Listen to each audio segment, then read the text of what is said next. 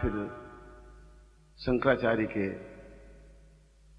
एक श्लोक से अपनी बात प्रारंभ कर रहा हूं और यह श्लोक उनके जीवन का अंतिम श्लोक है। जब केदारनाथ के पीछे उनका देहावसान हुआ, उसमें उनका सिर अपने शिष्य हरि की गोदी में था और हरि अत्यंत भाव विवल हो रहा था। उनका गुरुदेव, आप एक 32 वर्ष की अवस्था में 3200 वर्षों का काम कर दिया है, बहुत छोटी सी आयु में आप जा रहे हैं, ये हमारे लिए बहुत दुखदायक है। हम नहीं समझते कि हम क्या कर सकेंगे, क्या होगा। तब उन्होंने इस श्लोक की रचना की थी और यह श्लोक उनका एक अंतिम श्लोक था।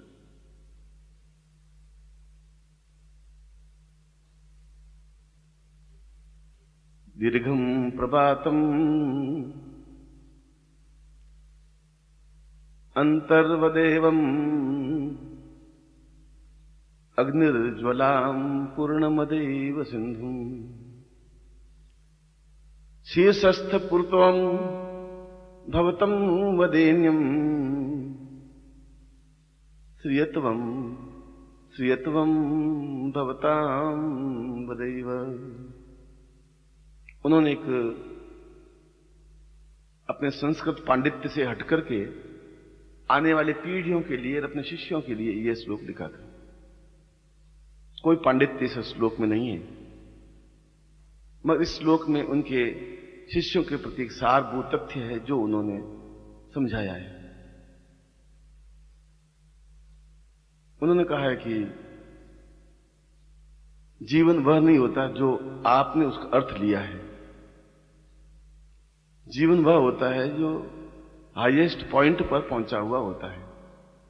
और हाईएस्ट पॉइंट उसको कहते हैं कि इस जीवन में आप पूर्ण यश के भागी बन सकें और मृत्यु के उपरांत भी आप यश के भागी बने ही रहें, वह जीवन कहलाता है। बाकी तो मृत्यु कहलाती है। आप जीवित हैं और समाप्त हो गए, यह शीर्षस्थ व्यक्तित्व नहीं है। शरीर तो सबको बराबर दिया है, मगर जीवन काल में भी यश प्राप्त कर लेना, सम्मान प्राप्त कर लेना, प्रसिद्धि प्राप्त कर लेना, एक मन में प्रसन्नता प्राप्त कर लेना और मृत्यु के बाद भी उसकी सुगंध चारों तरफ व्याप्त रहे, वह शीर्षस्थ व्यक्तित्व है। और हरि तुम्हें ऐसा बनना है कि शीर्षस्थ व्यक्तित्व बन सको कि मृत्यु के बाद भी तुम्हारी सुगंध चारों तरफ व्याप्त रहे। शंकराचार्य केवल 32 वर्ष की कोई अवस्था नहीं होती, आदमी पूरी तरह से पांव पे खड़ा ही नहीं हो पाता। उस समय तक उन्होंने एक दक्षिण केरल का पैदा हुआ लड़का पूरे भारतवर्ष का भ्रमण कर शंकर भाष्य जैसा अद्वितीय ग्रंथ और बाकी 18 और ग्रंथ लिख करके उन्होंने वो सुगंध व्याप्त की कि मृत्यु के उपरांत भी आज तक भी उसकी सुगंध से हम आप्लावित हैं। आज भी उनकी सुगंध हमारे कानों में, नाक में, प्राणों में संचरित है। इसलिए कि उन्होंने जीवन का अर्थ अपने ढंग से समझा। जीवन के 96% लोग जीवन का अर्थ भौतिक उन्नति समझते हैं कि हमारा प्रमोशन हो गया, कि हम एक अच्छे स्टेनो बन गए, एक अच्छे टाइपिस्ट बन गए, या अच्छी नौकरी प्राप्त कर ली, बैंक में क्लर्क बन गए। तुम बैंक में नौकरी करते हो, इस प्रकार के यहां पर 5 लाख लोग हैं जो बैंक में नौकरी करते हैं।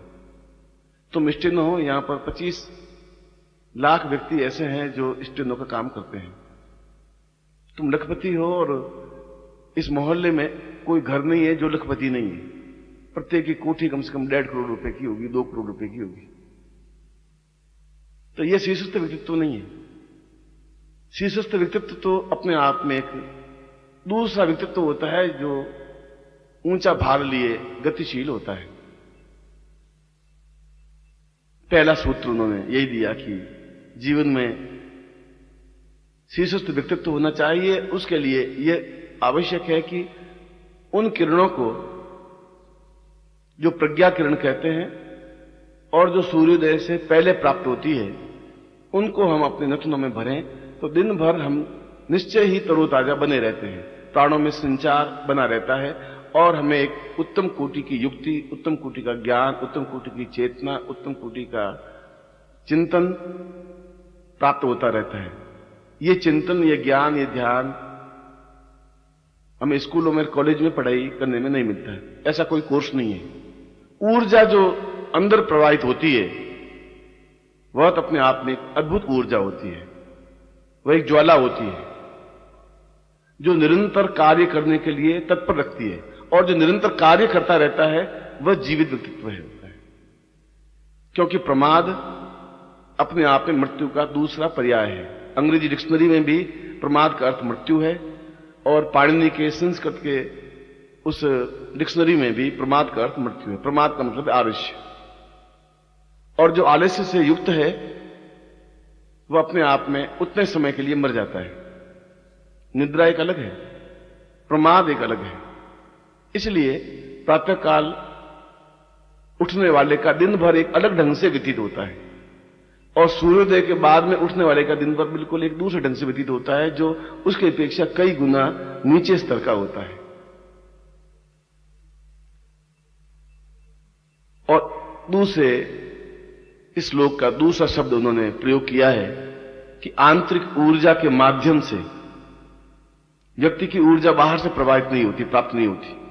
यह जो ऊर्जा मैं प्राप्त करने की बात कह रहा हूं, इस ऊर्जा के माध्यम से ही व्यक्ति में हिम्मत और चेतना, लगन और अध्यवसाय और अपने आप में पूर्ण रूप से समर्पित करने की कला आती है। और ऐसा व्यक्ति समाप्त नहीं होता। डेल कार्नेगी 88 वर्ष की अवस्था में लेखन कार्य को प्रारंभ किया, लिखना काम शुरू किया और उन्होंने 5 या 6 किताबें लिखी और आज करोड़ों रुपए की बिकती है। जब जापान के युद्ध से इंग्लैंड जर्जर हो गया और पर्ल हार्बर पर बम गिरा तो सारे इंग्लैंड के लोग अपने आप में पराजित और अपमान, असहाय से महसूस करने लगे। उस समय 92 साल का चर्चिल, 92 इयर्स का, जब आज का व्यक्ति तो सोच भी नहीं सकता कि मैं 92 वर्ष जीवित रह भी पाऊंगा, उसने कहा कि सारे इंग्लैंड वासी कहने लगे कि एक केवल चर्चिल है जिसमें हिम्मत और हौसला है और वह वापस इंग्लैंड को पैरों पर खड़ा कर सकता है, सम्मान दिला सकता है। और वह खड़ा हुआ, प्रधानमंत्री बना और उसने इंग्लैंड को वापस ताकतवान और जीवनवान बना दिया। इसलिए कि चर्चिल की जीवनी में भी आप पढ़ें तो उसने कहा कि प्रारंभ से ही मेरे टीचर ने मुझे समझाया था कि मेरे अंदर की ऊर्जा ही मुझे जीवन में सबसे ऊंचे उठाएगी। बाहर से मुझे कोई ऊर्जा प्राप्त नहीं हो सकती। अंदर की ऊर्जा जीवन को श्रेष्ठता देती है। और आज यहां बैठा बैठा भी मैं चर्चिल का नाम भी याद कर रहा हूं, शंकराचार्य का नाम भी याद कर रहा हूं। अंग्रेजी फ्रांस का डिगॉल 90 साल का जब फ्रांस पर रूस ने आक्रमण किया तब डिगॉल 90 साल का था और फ्रांस बुरी तरह से टूट चुका था, समाप्त हो चुका था। इधर ब्रिटेन ने इस पर आक्रमण कर दिया और डिगॉल उसमें भी एक सीना तान के खड़ा हो गया कि मैं फ्रांस को वापस जीवित करके दिखा दूंगा। आप कल्पना करिए 90 साल का व्यक्ति और वह वापस सीना ठोक के कहता कि मैं फ्रांस पूरे देश को जीवित करके दिखा दूंगा, जागृत करके दिखा दूंगा, और उसने करके दिखा दिया। आज फ्रांस 5 बड़ी हस्तियों में से एक हस्ती है और उसमें सबसे बड़ा योगदान डिगॉल का है। उनके सामने भी चुनौतियां आई होंगी मगर उसमें एक आंतरिक ऊर्जा थी, एक आंतरिक चेतना थी और यह आंतरिक चेतना व्यक्ति में स्वयं पैदा होती है। इसके लिए बाहर से कोई चिंगारी प्राप्त नहीं होती। वह तो एक अध्यवसाय से होती है, एक समझदार से होती है, एक कार्य करने की पद्धति से होती है, एक प्रमाद रहितता से होती है, आलस्य रहितता से होती है। शंकराचार्य ने कहा कि जीवन को शीर्षस्थ बनाने के लिए 12 सूत्र आवश्यक हैं और 12 सूत्र के माध्यम से एक लुहार का बेटा, बढ़ई का बेटा लिंकन राष्ट्रपति बन सकता है, जिसने जिंदगी में लकड़ियां छीली, जिसने सोचा भी नहीं होगा कि मैं खाट और चारपाई बनाने वाला व्यक्ति कभी राष्ट्रपति बन सकता हूं, और अमेरिका का सबसे पहला राष्ट्रपति बना और उसने दास प्रथा समाप्त की, क्योंकि उसमें वह एक चेतना थी, लगन थी, एक आग थी, एक काम करने की धुन थी, उसमें प्रमाद नहीं था। और शंकराचार्य ने दूसरी बात कही कि जीवन का श्रेष्ठतम समय या श्रेष्ठतम क्षण या देन वह होती है जब आप मुस्कुराते हैं। ये छोटी सी बात मेरे भी समझ में कई समय तक नहीं आई थी कि शंकराचार्य जैसे ने इस प्रकार के हल्के शब्द का प्रयोग क्यों किया। उन्होंने कहा कि जब आप मुस्कुराते हैं तो आसपास का सारा वातावरण मुस्कुराने लग जाता है, और जब आप उदास होते हैं तो आसपास का वातावरण भी उदास हो जाता है, आपके सामीप्य में आता है, वह भी अपने आप में उदास हो जाता है, और एक प्रकार से आपने उस दूसरे व्यक्ति की ऊर्जा को समाप्त किया। उसमें प्रसन्नता की जो लहर थी वो आपने समाप्त कर दी, क्योंकि आपके चेहरे पर प्रसन्नता नहीं थी, मुस्कुराहट नहीं थी, और मुस्कुराहट कहीं से खरीदी नहीं जा सकती। मुस्कुराहट ही अपने आप में आंतरिक ऊर्जा पैदा करती है, आंतरिक ऊर्जा ही अपने आप में मुस्कुराहट पैदा करती है। प्रतिक्षण मुस्कुराने वाला व्यक्ति मर ही नहीं सकता, संभव नहीं है, उसको आलस्य आ ही नहीं सकता। कुछ समय तक जरूर वह मुस्कुराना भूल जाता है, मगर धीरे धीरे अभ्यास करने पर वह प्रत्येक कार्य को और कठिन से कठिन कार्य को मुस्कुराहट के साथ में पूरा कर लेता है। जिसके ऊपर मुस्कुराहट है, जिसके पास मुस्कुराहट है, उसके पास असंभव जैसी कोई चीज होती नहीं। वह ये नहीं कह सकता कि ये नहीं हो सकता, क्योंकि उसमें अंदर अपने आप एक ऊर्जा पैदा होती है। वह ऊर्जा मुस्कुराहट के माध्यम से पैदा होती है। यदि आप में मुस्कुराहट और हंसी है तो ये मुस्कुराहट अपने आप में चेतना पैदा करती है। मैंने आपको एक उदाहरण दिया डेल कार्नेगी का। उसने किताब लिखी है हाउ टू विन से फ्रेंड्स एंड पीपल्स। ये आज की सही अर्थ में श्रीमद् भगवद गीता है। गीता का जो सार है उससे भी ज्यादा उत्तम कोटि की किताब वह है कि हम दूसरों को कैसे प्रभावित कर सकते हैं। How to win a friends, हम दूसरों को मित्र कैसे बना सकते हैं। उसने कहा कि दूसरों को मित्र बनाने की श्रेष्ठतम कला 2 बातों में छिपी हुई है। पहली बात कि आपके चेहरे पर प्रतिक्षण मुस्कुराहट है, चाहे अंदर से आप तकलीफ में हैं, तनाव से हैं, और ये तो आसपास के वातावरण में ये जहर घुला हुआ है ही। पर डेल कार्नेगी कह रहा है कि आपके पास क्या है, उस वातावरण में आप सांस लेकर के भी आपके पास अगर मुस्कुराहट है तो आप आसपास के 10 गज के एरिया को, वायुमंडल को आप बिल्कुल ऊर्जावान बना देते हैं। आपके संपर्क में आता है, वह भी अपने आप में ऊर्जावान बन जाता है।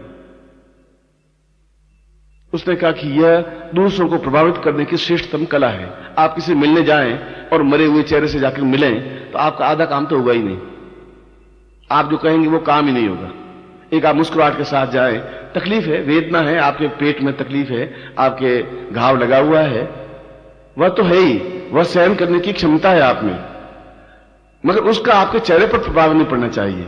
वो उसने कहा कि दुनिया को जीत कैसे सकते हैं आप मुस्कुराहट के साथ आप बात करेंगे तो सामने वाला के वातावरण का भी अपने आप प्रफुल्लित वातावरण बनेगा, और उस प्रफुल्लित वातावरण में भी वो भी कहेगा आइए बैठिए, क्या बात है, कहां से आए आप, और आप मरे हुए कहेंगे कि तो वहां से आया हूं और ये मेरी एप्लीकेशन है। उसने कहा ठीक ठीक एप्लीकेशन रख के चले जाओ, बाद में देख लेंगे। वह ऊर्जावान व्यक्ति नहीं बना। आपकी मुस्कुराहट आपको तो तरोताजा रखती ही है, आप बीमार नहीं बन सकते, आसपास के लोगों को भी ऊर्जावान बनाए रखती है। यह जीवन का एक दूसरा सूत्र है। ये दोनों सूत्र मैं आपको बता रहा हूं, ये दोनों सूत्र केवल एक शब्द नहीं है, ये पूरे जीवन के चैप्टर हैं। ये जो 12 सूत्र दिए शंकराचार्य ने, ये पूरे जीवन का एक अध्याय है, पूरे जीवन समेटा हुआ। और उसी में से कुछ सूत्र लेकर के डेल कार्नेगी ने किताब लिखी, और आज वह 80 करोड़ बिक चुकी है। आप कभी उस किताब को, मैं सोचता हूं, लाइब्रेरी में आए और आप प्रत्येक के पास में किताब रहे और आप पढ़ें कि आप उस किताब को पढ़ करके ऊर्जावान बन जाते हैं। उसमें व्यक्तियों को आकर्षित कैसे किया जाता है, सम्मोहक कैसे किया जाता है, आपके चेहरे पर आकर्षण कैसे आ सकता है, आपके चेहरे पर सम्मोहन कैसे आ सकता है, और आप किसी को भी अपने गिरफ्त में कैसे ले सकते हैं। उसने कहा एकमात्र सूत्र निश्चल मुस्कुराहट है, एक नकली मुस्कुराहट नहीं है। हरदम आप मुस्कुराते हुए रहें और मुस्कुराते हुए बातचीत करें। सामने वाले अपने आप में प्रभावित होगा ही। आपका उदास चेहरा आपको डुबाता है, आसपास के वातावरण को भी डुबो देता है। और तीसरा, शंकराचार्य ने कहा कि जीवन के केवल 2 धुरियां हैं। एक धुरी आलोचना है, एक धुरी प्रशंसा है, तीसरा कोई शब्द दुनिया में है ही नहीं। आपके पास 2 ही चीजें हैं, या आप दूसरों की गलतियां निकालने वाले हैं और या आप दूसरों की प्रशंसा करने वाले हैं। यह आपकी ऊर्जा, यह आपकी चेतना आपको इस बात के लिए बाध्य करेगी कि आप क्या करते हैं। एक व्यक्ति दूसरों में कमियां ही कमियां ढूंढता रहता है, इसमें गलती क्या है, इसमें गलती क्या है, इसको डाउन कैसे करें, इसको परास्त कैसे करें, किस ढंग से इसको हम डाउनफॉल कर दें। एक व्यक्ति ऐसा सोचता रहता है और ऐसा व्यक्ति स्वयं दुखी होता है, दूसरों को भी दुखी कर लेता है। एक व्यक्ति उसकी सुधार या उसमें गुण ढूंढता रहता है। प्रत्येक व्यक्ति में गुण और अवगुणों का सम्मिलन होता ही है। कोई व्यक्ति सर्वांग गुणवान नहीं होता, कोई व्यक्ति सर्वांग अगुणवान नहीं होता। गुण भी होते हैं, अगुण भी होते हैं। हम क्या करते हैं, अपने चश्मे से देखते हैं। हम देखते हैं कि ये ऐसा नहीं करता, सफेद कपड़ा नहीं पहनता है इसलिए इसमें गुण नहीं है, अच्छा नहीं है। ये टोपी पहन रखी है, ये सारा पागल है, ये टोपी क्यों पहन रखी है, ये इस ढंग से चलता है, ये ठीक नहीं है। वो आप अपने तरह से देखते हैं क्योंकि आप दूसरे तरीके से चल रहे हैं। फिर आप उसमें गुण देखिए कि उसमें गुण क्या है, चलने की क्रिया क्या है, बात करने की टेक्निक क्या है, किस तरीके से बात करता है। पिकासो एक बहुत बड़ा चित्रकार हुआ है और आप शायद विश्वास नहीं करेंगे कि इस समय उसके चित्र 36 करोड़, 40 करोड़, 45 करोड़ डॉलर में बिकते हैं। एक चित्र 40 करोड़ डॉलर में बिकता है। और प्रारंभ में जब वह चित्र, एक पहला चित्र बनाया पेरिस में, तो उसने उस चित्र को बना करके शहर के बीचों बीच रख दिया और नीचे लिख दिया कि इस चित्र में जो भी गलतियां हो उसके ऊपर क्रॉस कर दे, जिससे कि मैं इस चित्र को दूसरी बार कोई चित्र बनाऊं, अच्छा बना सकूं। शाम को वो चित्र लेने के लिए आया तो चित्र दिख ही नहीं रहा था, क्रॉस ही क्रॉस दिख रहे थे पूरे। किसी ने कहीं मुंह पे क्रॉस बना दिया, किसी ने आंख पे क्रॉस बना दिया, किसी ने मुंह पे क्रॉस दिया कि ये आंख थोड़ी भैंगी है, ये आंख थोड़ी तिरछी है, क्योंकि उसको तिरछी आंख अच्छी लग रही थी, उसको सीधी आंख अच्छी लग रही थी। दूसरे ने फिर कहा नहीं, तिरछी आंख खराब है, सीधी आंख ठीक है। उसने कहा हाथ थोड़ा लंबा है, वहां क्रॉस कर दिया। पिकासो बहुत दुखी हो गया। उसने कहा तो मैं तो चित्रकार जिंदगी बन ही नहीं सकता। उसने वापस उस चित्र को वाश आउट किया, क्योंकि चित्र तो कलर से बना हुआ था और लोगों ने पेंसिल से या कोयले से क्रॉस किया था। उस चित्र को दूसरे दिन वापस रखा, उसमें नीचे लिख दिया कि कृपया आप इस चित्र में जो भी गलती दिखे उसमें सुधार कर लें। ये नहीं लिखा कि इसमें गलतियां निकालें। दूसरे लिखा उससे भी बड़ा चित्र का अच्छा चित्र, किसी ने उसको ओठों को थोड़ा ठीक कर दिया, किसी ने उसकी आंख को ठीक कर दिया, और वह चित्र सुबह जो पिकासो ने बनाया था उससे बेटर चित्र बन गया। अब आदमी को आप किस प्रकार से लेते हैं, अगर उसको ये प्रेरित करते हैं कि आप गलतियां निकालें तो आदमी गलतियां निकालने लग जाते हैं। आप मुझ में गलतियां निकालना चाहें तो आप 200 गलतियां निकाल सकते हैं, मगर मुझ में 10 गुण होंगे ही होंगे। आप में प्रत्येक में क्या गुण है वो आपको भी ज्ञान नहीं है। दूसरा आपको बता सकता है तुम्हें ये गुण है, तुम ऐसा कर सकते हो, और वो हिम्मत के साथ में वो ऐसा कर सकता है, कर लेता है। मैं कह रहा हूं 90 साल का चर्चिल, 92 साल का चर्चिल इंग्लैंड को संभाल सकता है। 90 साल का व्यक्ति दगाल अपने आप में फ्रांस को वापस खड़ा कर सकता है। एक टांग टूटी हुई एहलूवालिया जो सैनिक था, मेजर जनरल था, और उसने निश्चय किया कि मैं हिमालय की सर्वोच्च चोटी पर पहुंचूंगा। लोगों ने खिल्ली उड़ाई, तुम एक टांग टूटी हुई लकड़ी की, तुम एवरेस्ट की चोटी पर पहुंचने की सोच रहे हो, पागल हो, दिमाग खराब तुम्हारा। उसने कहा दिमाग खराब है ही नहीं, मेरे अंदर ऊर्जा है और मैं निश्चित रूप से पहुंच के दिखा दूंगा आपको। और उसने एक टांग के सहारे फिर ऊपर एवरेस्ट की चोटी पर पहुंच गया। आज भी अहलुवालिया जिंदा है। मीर सेन केवल 12 साल के थे और उसने कहा कि मैं इंग्लिश चैनल को पार करूंगा तैर करके, और सबसे कठिन है इंग्लिश चैनल पार करना। लोगों ने कहा कि तुम, उसके बाप को कहा कि पागल है, तुम थोड़ा समझाओ। लड़के ने कहा कि मुझे मालूम है कि मुझे में क्या क्षमता है। बाप ने भी कहा कि मैं अपने बेटे की ऊर्जा समझता हूं, अगर मैं फेंकूंगा नहीं समुद्र में तो तैरना सीखेगा भी क्या अपने आप में ऊंचा उठेगा, लोगों की होठों पर नाम क्या बनेगा, और उच्च कोटि का बनेगा कैसे? फिर इसमें गुण है, ये मुझे मालूम है, आई नो। और उसको कहा मिशन तुम जाओ, वेल मछलियां खा जाएगी तो डूब जाएगी तो कोई बात नहीं, मेरे 2 बेटे हैं, मैं समझूंगा एक बेटा मेरा चला गया और तुम जिंदा रह गए, आने वाली पीढ़ियां भी तुम्हें याद करेगी कि मीर सेन नाम का कोई व्यक्ति था। और 12 साल की उम्र में उसने इंग्लिश चैनल को पार किया। 62 मील चौड़ी है, जो इंग्लैंड और फ्रांस को मिला थी बीच में, इंग्लैंड और फ्रांस के बीच में। और अगली बार उसने गया भी और वापस भी आया, इंग्लिश चैनल को पार किया, जबकि उसमें लहरें 80-80 फुट की ऊंची उठती हैं। बहुत कठिन है इंग्लिश चैनल को पार करना। उसके बाद तो कई लोगों ने पार की। 12 साल का लड़का ऐसा क्यों कर सका? ऐसा कि बाप ने कहा कि इसमें गुण है। उसको खुद को मालूम नहीं था कि मुझे ये गुण है। आप में भी 80 दुर्गुण हो सकते हैं, पर 20 ऐसे गुण हैं जिनका विकास आपको मालूम नहीं है कि आप कैसे कर सकते हैं। उन गुणों का अगर आप विकास करें तो वे जो दुर्गुण हैं, जो न्यूनता है, उदास रहना, आलोचना करना, डरना, घबराना, भयभीत होना, गुरु जी नाराज हो जाएंगे तो क्या हो जाएगा, गुरु जी हमारी बात सुनते ही नहीं, किसी और की बात ही सुनते हैं, गुरु जी शायद हमें पहचानते ही नहीं, कोई एक ही व्यक्ति हम सब पर हावी है, दूसरा कोई हावी नहीं है, हम करें तो क्या करें। ये तुम्हारा डर जो है वो तुम्हें बिल्कुल डुबो देता है। जब आप निर्भय हैं, निश्चिंत हैं, जब आप निर्भय हैं, निश्चिंत हैं, तो दूसरा तुम्हारा कुछ बिगाड़ नहीं सकता। संसार में कुछ नहीं बिगाड़ सकता तुम्हारा। जब तुम्हारे सामने, तुम्हारे खुद में ही मन में भय है कि गुरु मेरे हैं ही नहीं, तो गुरु तुम्हारे होंगे भी कैसे? जब गुरु तुम्हें कह रहे हैं कि तुम निश्चिंत रहो, तुम्हारे साथ मैं हूं, कोई व्यक्ति तुम्हारा बिगाड़ सकता है? ये संभव ही नहीं है। हिम्मत, हौसला तुम्हें होना चाहिए, क्षमता तुम्हें होनी चाहिए, पुरुषार्थ तुम्हारा होना चाहिए, मगर आलोचक नहीं होना चाहिए, क्योंकि किसी भी व्यक्ति में गुण भी होंगे। उस गुणों को आप देखिए, और जब गुण देख लें तो फिर मुस्कुराहट के साथ बातचीत कीजिए। और वो बातचीत कीजिए। डेल कार्नेगी ने कहा कि मुझे मकान किराए पर लेना था, और एक बुढ़िया का मकान मुझे बहुत पसंद आया कि कम पैसों, मेरे पास पैसे भी नहीं थे, उस मकान में मैं रहना चाहता था।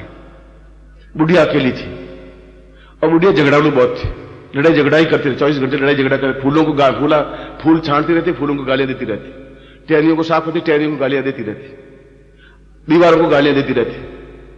उसके काम यही था, आलोचना करना, गालियां देना, बस। उसने कहा इस औरत से कैसे मैं, एक बार गया भी डर, उसने कहा मुझे तो रहना तो इसी में, अगर मैं डेल कार्नेगी हूं तो इसी मकान में पेइंग गेस्ट रहूंगा, बिना पैसे दिए रहूंगा, एक बुढ़िया के साथ में रहूंगा, क्योंकि बुढ़िया मरेगी तो पैसे मुझे मिल जाएंगे। पश्चिम वाले तो पश्चिम वाले के हिसाब से सोचते, मगर बुढ़िया से तो चुड़ैल है पक्की। ये तो अंदर फाटक से पहले, घुसने के पहले तो 8 तो गालियां बोलती। उसने कहा कि गालियां बोलती मगर कोई कोई गुण जरूर होगा इसके पास। ऐसा है ही नहीं, मैं गुण ढूंढ नहीं पाऊंगा। जिस दिन मैं गुण ढूंढ लूंगा उस दिन हो जाएगा काम। डेल कार्नेगी के आसपास घूमता रहा, रोज घूमता रहा, अंदर जाने की हिम्मत कर नहीं पाया कि एक बार, दूसरी बार ट्राई किया, दूसरी बार भी उसको फटकार मिली। फिर 5-7 दिन बाद फिर उसने फाटक खोली तो बुढ़िया ने कहा क्या कर रहे हो? बुढ़िया सुबह सुबह 2 घंटे फूलों को, क्यारियों को ठीक अकेली थी, कोई करने का काम था नहीं। उसने कहा कि आप मुझे अंदर आने दीजिए, फिर आप धक्के मारिए, आपके पास खुरपी है, खुरपी मेरे खोपड़े पे मार दीजिए, but first I come with you and talk with you and you heard me. न चलो, अच्छा मरो, न चलो। फाटक खोल के अंदर आए।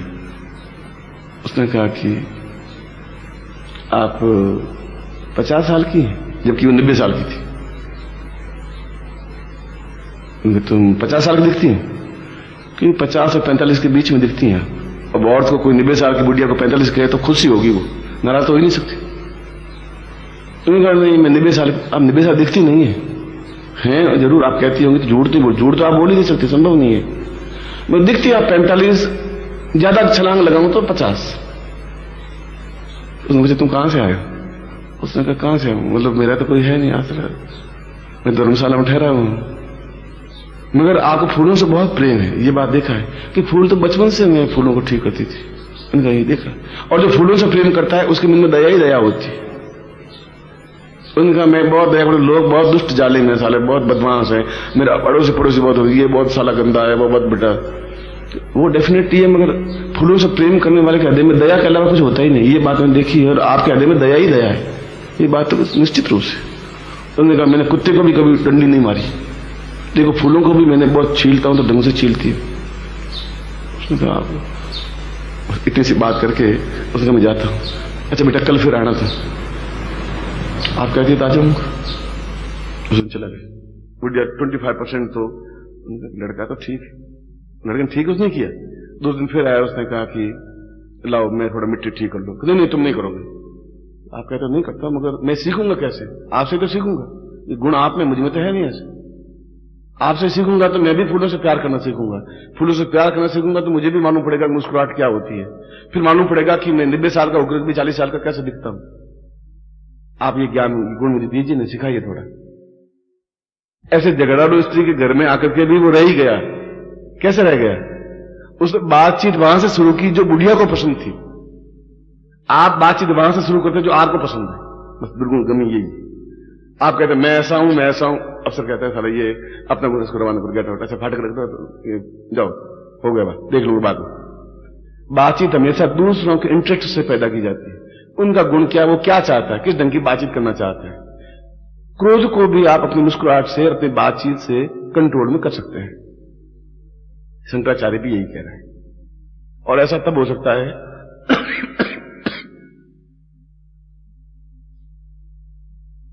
जब आप निर्भय होते हैं। चौथा, शंकराचार्य ने 12 सूत्र दिए थे। पहला सूत्र प्रातः काल जल्दी उठने की क्रिया, इसलिए नहीं कि आप जल्दी उठें, मगर वास्तव में आप कभी 10 बजे उठ करके देखें। एक दिन टेस्ट वो करें, एक दिन टेस्ट वो करेंगे, आप 5 बजे उठ के देखें, देखिए दिन भर आपको कैसा बीता, वो दिन कैसा बीता, आपको टेस्ट करके देख लें।